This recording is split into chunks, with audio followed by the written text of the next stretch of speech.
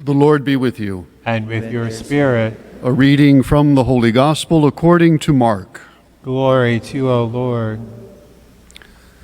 Jesus and his disciples set out for the villages of Caesarea Philippi.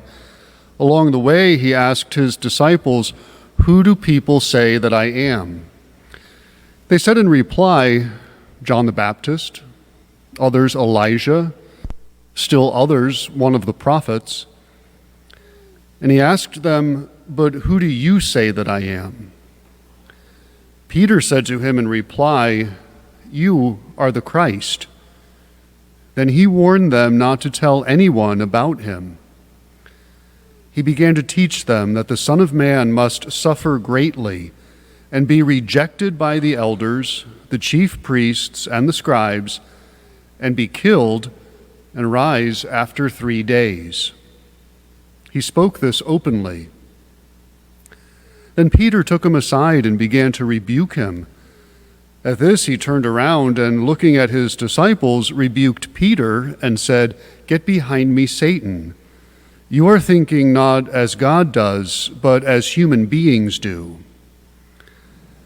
He summoned the crowd with his disciples and said to them, "Whoever wishes to come after me must deny himself, take up his cross, and follow me. For whoever wishes to save his life will lose it, but whoever loses his life for my sake and that of the gospel will save it." The Gospel of the Lord. Praise to you, Lord Jesus Christ.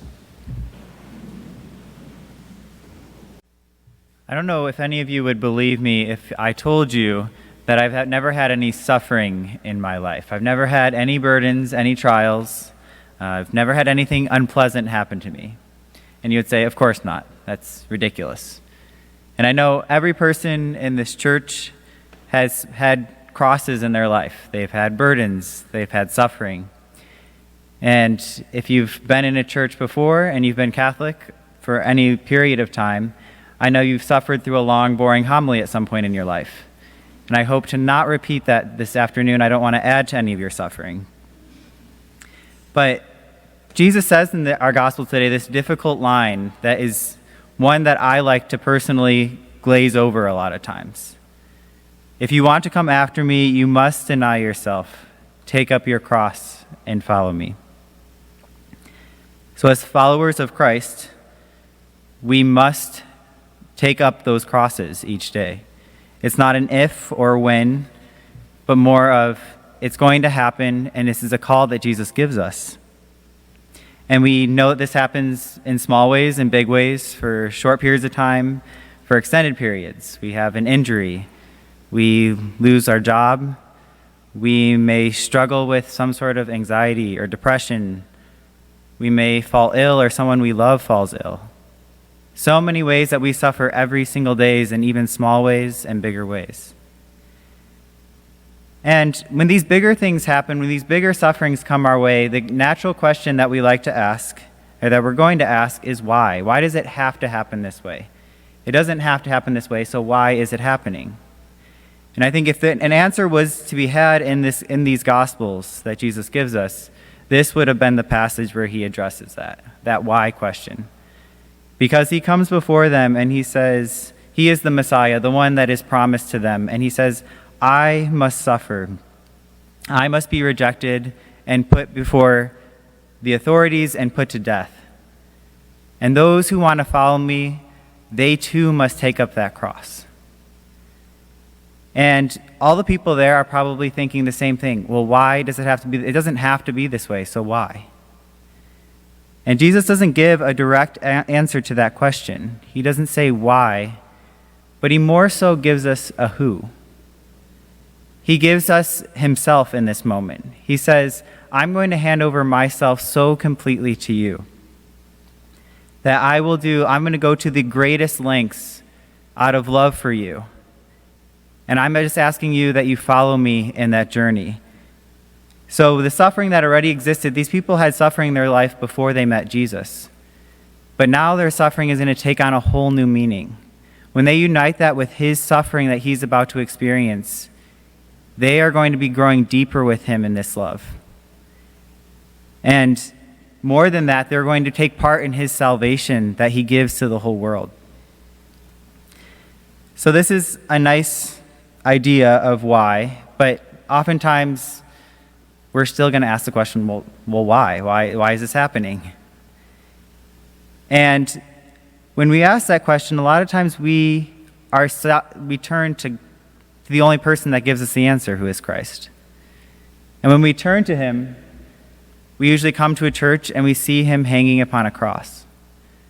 Mother Teresa used to use this image a few times in her writings when she says, as Jesus is upon the cross, he's often looking down. Because when he's looking down, he's looking to give us that kiss. And when his arms are outstretched, he's looking to embrace us.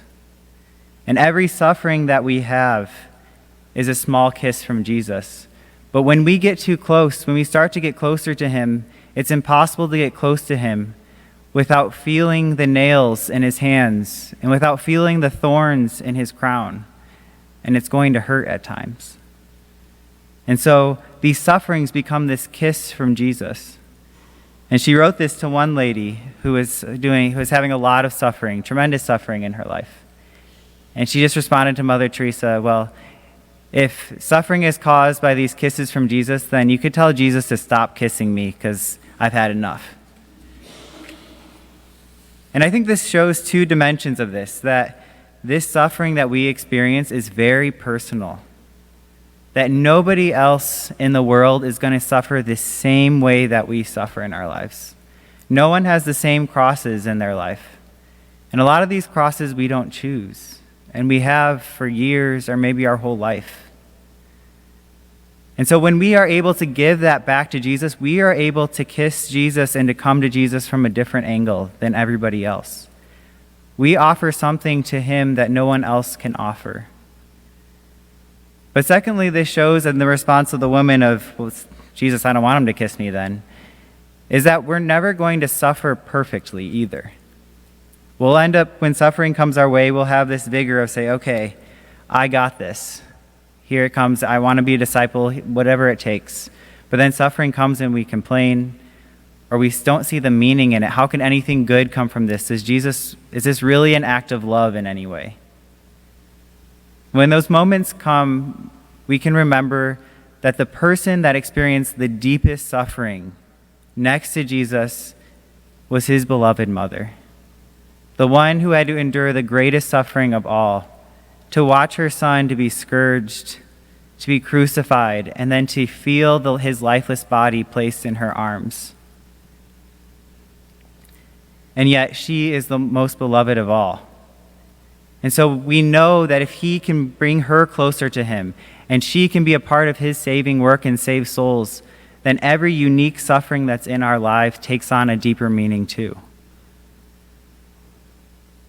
And so this day, as we draw closer to him, we offer him our suffering.